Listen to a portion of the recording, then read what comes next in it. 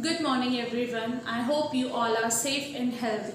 As you all know that we have started lesson number 9 soil yesterday and most of the part has been completed. A little bit of part that is remaining. I am going to explain it today. So let's start our today's class. So coming to the properties of soil, what are the properties? क्या properties होती हैं अलग अलग soil की? First is texture. Texture means किस type का आपका soil है. ऑब्वियसली टेक्सचर डिपेंड करता है कि क्या कौन से साइज के पार्टिकल्स उसमें प्रेजेंट है, उसी पे टेक्सचर बेस्ड करता है. जैसे क्लेई सॉइल पे yesterday I have told you that very fine particles are present in the clay soil. Clay soil में बहुत स्मॉल साइज के पार्टिकल्स प्रेजेंट होते हैं तो उसका टेक्सचर कैसा होता है, बहुत ही ज़्यादा स्मूथ होता है. और क्योंकि क्ले जो है उसको हम अलग अलग शेप में मोल्ड कर सकते हैं तो इसीलिए क्लेई सॉइल पॉट्स बनाने के लिए यूज होते हैं. जैसे कि मटका हो गया, सुराही हो गया. सैंड में जो सैंड का जो टेक्सचर होता है उसमें सैंड क्या होती है, लार्ज साइज के पार्टिकल्स हैं तो फ्रिटी टेक्सचर होता है सैंडी सॉइल का. तो जो साइज के पार्टिकल्स हैं, रॉक पार्टिकल्स प्रेजेंट है, टेक्सचर उसी पे डिपेंड करता है.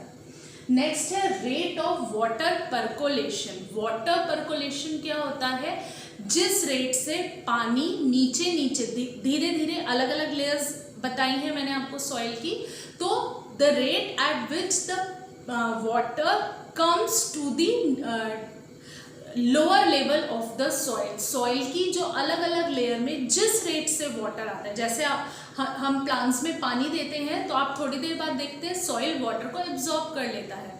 तो वो जिस रेट से वाटर को एब्जॉर्ब करता है मीन्स अलग अलग लेयर में पानी आता है. एक तरह से हम इसे हिंदी में रिसना कह सकते हैं. पानी रिसता है ना, जिस तरीके से धीरे धीरे करके वो नीचे आता है उसको हम परकोलेशन कहते हैं.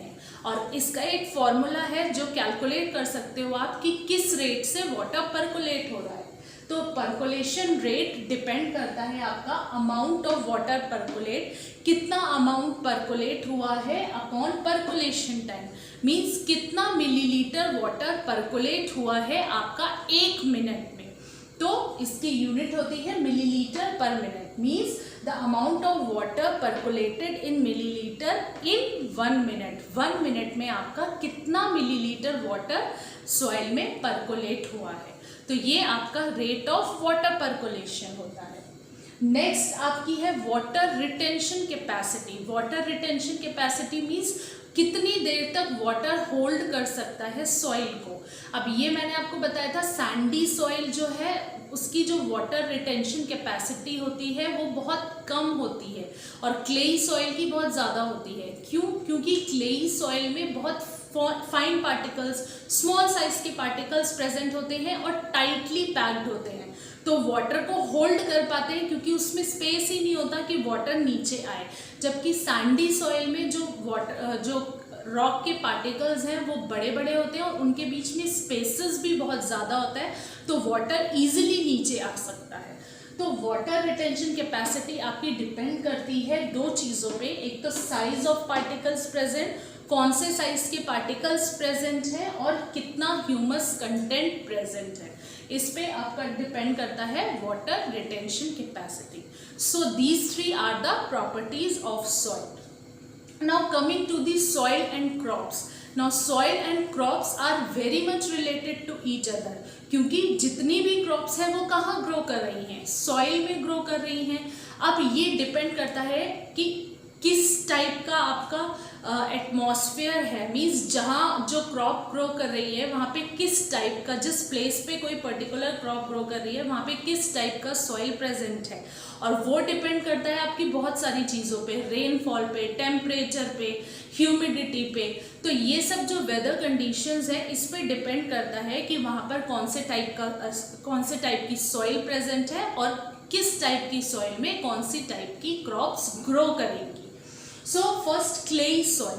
क्लेई सॉइल मैंने आपको बताया था कि इसमें बहुत स्मॉल पार्टिकल्स प्रेजेंट होते हैं, स्मॉल साइज के, तो वाटर को होल्ड करके रख सकते हैं. तो वाटर रिटेंशन कैपेसिटी अच्छी है इस सॉइल की और एयर स्पेसेस नहीं होते इसमें क्योंकि टाइटली पैक्ड है, बीच में स्पेस ही नहीं है तो एयर कहाँ से आएगी. तो इसलिए क्लेई सॉइल में वो क्रॉप्स ग्रो करना अच्छा रहता है या वो क्रॉप्स ग्रो करती हैं दैट रिक्वायर्स मोर वाटर, क्योंकि ये वाटर को होल्ड करके रख सकता है। तो जिन क्रॉप्स को ज़्यादा पानी की ज़रूरत होती है that can grow in clayey soil. Example हो गया आपका पैडी, व्हीट और ग्राम। लोमी सॉइल, इस सॉइल के बारे में हमने बात करी थी कि इस सॉइल की जो प्रॉपर्टीज़ हैं वो डिज़ायरेबल प्रॉपर्टीज़ होती हैं। Means good water retention capacity है, वेल एयरेटेड है, मीन्स प्रॉपर एयर और वाटर प्रेजेंट होता है इस सॉइल में, and more over it is the most fertile soil क्योंकि इसमें ह्यूमस की क्वांटिटी बहुत ज़्यादा है। It is rich in humus and very fertile, so most of the pulses grows here। ज़्यादातर आपकी जो पल्सेस हैं वो लोमी सॉइल में ग्रो करती है क्योंकि ये वाली जो सॉइल है बहुत ज़्यादा फर्टाइल है। नेक्स्ट टाइप की जो सैंडी सॉइल होती है, सैंडी सॉइल की वाटर रिटेंशन कैपेसिटी बहुत पुअर है। एयरेटेड होता है बहुत ज़्यादा क्योंकि इसमें स्पेस प्रेजेंट है, तो बहुत ज़्यादा एयर प्रेजेंट होती है और स्पेस होने की वजह से वाटर वहाँ रुकता नहीं है सॉइल में, नीचे लेयर्स में चला जाता है। तो ये वाली जो सॉइल है Sandy soil, it is not at all good for growth of the plants grow करने के लिए सैंडी सॉइल बिल्कुल भी अच्छी नहीं है क्योंकि जिस सॉइल में वाटर, प्लांट्स को मोस्टली वाटर की रिक्वायरमेंट होती है, तो जिस सॉइल में वाटर ही नहीं रहेगा, वाटर होल्ड नहीं कर सकती, तो वहाँ प्लांट्स ग्रो नहीं कर पाते हैं प्रॉपरली। नेक्स्ट टॉपिक आपकी बुक में है soil as an important natural resource. This we have already discuss. बहुत इंपॉर्टेंट नेचुरल रिसोर्स है, एसेंशियल है लिविंग के लिए। क्यों? क्योंकि सॉइल की बहुत ज़्यादा इंपॉर्टेंस है। जो प्लांट्स ग्रो कर रहे हैं, जो हम खाना खाते हैं, वो प्लांट्स आपके सॉइल में ग्रो कर रहे हैं।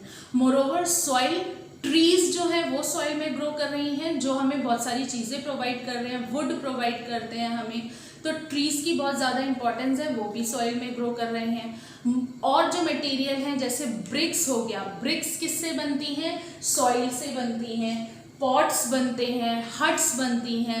तो इस तरीके से सॉइल एक बहुत ही इम्पॉर्टेंट नेचुरल रिसोर्स है that is useful for many things. Home है, soil is a home for many living organisms. बहुत सारे ऑर्गेनिजम्स जैसे रैट्स हो गया, रैबिट्स हो गया, इंसेक्ट्स हो गए, आंट और बीटल, वर्म्स हो गए, अर्थवर्म हो गया, मेनली ये कहाँ रहते हैं? सॉइल में ही रहते हैं। तो एक तरीके से वो घर है बहुत सारे ऑर्गेनिजम्स का। अब अर्थवर्म को फार्मर्स फ्रेंड कहा जाता है, तो अर्थवर्म के लिए सॉइल बहुत इंपॉर्टेंट है as well as for the farmers because it helps in the loosening of soil. The last topic of this chapter is soil erosion. Now what do you mean by soil erosion? Soil erosion क्या है? The removal of the top layer of the soil by wind and water. जो आपकी soil की top layer है, top layer कौन सी होती है? Top soil. ए horizon वाली लेयर होती है, कल हमने होराइजन्स पढ़े थे।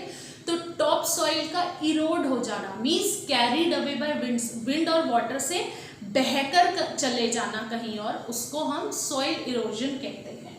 नाउ कॉजेस क्या है सॉइल इरोजन के? ऑब्वियसली सॉइल कब इरोड होगा? जब वो लूज होगा। सॉइल लूज होता है तभी इजीली या तो विंड से वो उड़ जाएगा या वाटर के साथ बह के चला जाएगा। तो मेन सॉइल लूज होने के मेन कॉजेस क्या होते हैं? डिफॉरेस्टेशन मीन्स अगर हम ट्रीज काट देंगे तो रूट्स बेसिकली क्या होती हैं? प्लांट्स की जो रूट्स है वो सॉइल को होल्ड करके रखती हैं। अब ट्रीज ही नहीं होंगे, प्लांट्स ही नहीं होंगे अगर हम डिफॉरेस्टेशन करेंगे, मीन्स कटिंग करते रहेंगे ट्रीज की, तो रूट्स नहीं रहेंगी और रूट्स नहीं रहेंगी तो सॉइल को होल्ड करके नहीं रख पाएंगी, उससे सॉइल इरोड हो जाएगा। ओवरग्रेजिंग का क्या मतलब है? अब आपने देखा होगा कि बहुत सारे एनिमल्स जो है वो ग्रेज, जैसे ग्रेज चरना जिसको हिंदी में कहते हैं, काउ, डियर, गोट हो गई, शीप हो गई, ये क्या करते हैं? ग्रेजिंग करते हैं। तो अगर उन्होंने एक्सेस क्वांटिटी में ग्रेजिंग कर ली, ओवर ग्रेजिंग कर ली, तो भी एक तरीके से वेजिटेशन का डिस्ट्रक्शन हो रहा है और सॉइल इरोजन। वेजिटेशन नहीं रहेगी तो सॉइल इरोजन होगा क्योंकि अगेन सॉइल लूज हो जाएगा। फ्लड से, फॉरेस्ट फायर से, फ्लड आने से क्या होता है, सॉइल इरोड हो जाएगा। पानी से बताया ना, बहकर चला जाता है, सॉइल लूज होगा तो फ्लड आया, मतलब एक्सेस क्वांटिटी में वाटर आया तो बह के चला गया। फॉरेस्ट फायर से, फॉरेस्ट फायर क्या करेगी, पूरे प्लांटेशन को डिस्ट्रक्ट कर देगी, पूरा जो वेजिटेशन है फॉरेस्ट में वो डिस्ट्रॉय हो जाएगा फायर की वजह से, जिससे सॉइल लूज हो जाएगा और इजीली इरोड हो जाएगा। So these are the some causes of the soil erosion. Now coming to their prevention, how can we prevent the soil erosion, हम सॉइल इरोजन को कैसे प्रिवेंट कर सकते हैं। तो बेसिकली तो जो हमारा जो सॉइल इरोड हो रहा है वो लूजनिंग की वजह से होता है। तो अगर हम सॉइल को लूज होने से रोकेंगे, सॉइल की लूजनिंग को रोक देंगे, तो ऑब्वियसली सॉइल इरोड होने से प्रिवेंट हो जाएगा, सॉइल इरोजन प्रिवेंट हो जाएगा। तो क्या क्या मेथड्स हैं जिससे हम सॉइल इरोजन को रोक सकते हैं। ऑब्वियसली जो कॉजेज हैं अगर हम उसको प्रिवेंट कर लेंगे तो सॉइल इरोजन ऑटोमेटिकली प्रिवेंट हो जाएगा। तो मेन है उसको वेजिटेशन को डिस्ट्रक्ट करने से बचाना। अगर हम डिस्ट्रक्शन ऑफ वेजिटेशन को रोक देंगे तो ऑब्वियसली सॉइल इरोजन रुक जाएगा, प्रिवेंट हो जाएगा। तो फर्स्ट इसमें मेथड हो गया afforestation, growing more and more trees. Afforestation क्या होता है, growing more and more trees. जितने ज़्यादा से ज़्यादा हम ट्रीज लगाएंगे उतनी ज़्यादा से ज़्यादा ट्रीज की रूट्स ग्रो करेंगी और सॉइल को होल्ड करके रख पाएंगी, जिससे सॉइल इरोड होने से बच जाएगा। Next, reducing destruction of vegetation. Deforestation एक तरीके से कह सकते हैं, हमें वेजिटेशन को डिस्ट्रक्ट होने से बचाना पड़ेगा, डिफॉरेस्टेशन प्रिवेंट करना होगा, क्योंकि अगर हम ट्रीज काट देंगे तो अगेन सॉइल लूज हो जाएगा और इरोड हो जाएगा। Last is controlling forest fires. जो फॉरेस्ट फायर हो जाती है जिसकी वजह से पूरा प्लांटेशन डिस्ट्रक्ट हो जाता है, तो अगर हम उस फॉरेस्ट फायर को कंट्रोल कर लेंगे तो भी हम सॉइल को इरोड होने से बचा सकते हैं। So that's all for this chapter. बहुत छोटा और इजी चैप्टर था। Most of the part you have studied in other subjects also, पहले भी पढ़ा हुआ था आपने। So I hope this is clear to you. So here we have completed the syllabus of half yearly. From next week onwards we will start the revision. So please do read the chapter, and if you have any complaint or if you have any difficulty then you can contact me. Thank you and have a very nice day.